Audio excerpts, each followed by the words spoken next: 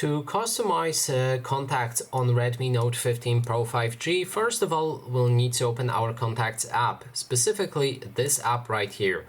Now, next step is to pick whichever contact we want to customize. In this case, I'm gonna go for this one. Then click on this pen button on the top right corner of the screen, and this will allow you to adjust all of the settings. So first thing is the contact photo. You can change the contact photo from your gallery or camera and then pick whichever one you like for that specific contact. Then there's the background. This will apply to the calls. So if that person calls you or you call him, you should see this background image inside of the call card. Then we have a first name. You can adjust the first name for that contact, how it will be displayed on the list. And also you can add last name, which should always be visible as well, and also company.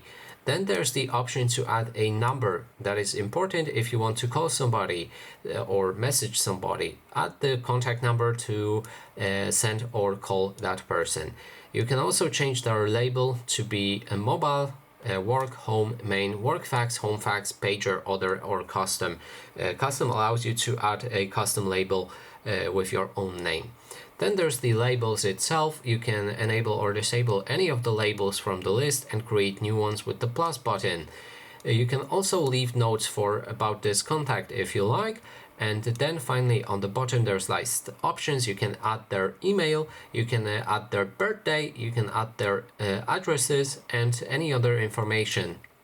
Finally, you can also click on those three dots to delete that number, move to the other account for storage purpose, and lastly just save it.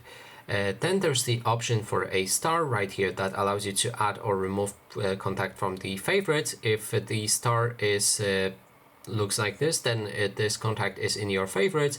When it's just empty inside, then that means it's not. Next things will be on the bottom right here. You can also delete the contacts if you like. You can share them with somebody else, and you can also move them to another account. And that is basically everything. Thanks so much for watching, and if you like this video, please consider subscribing.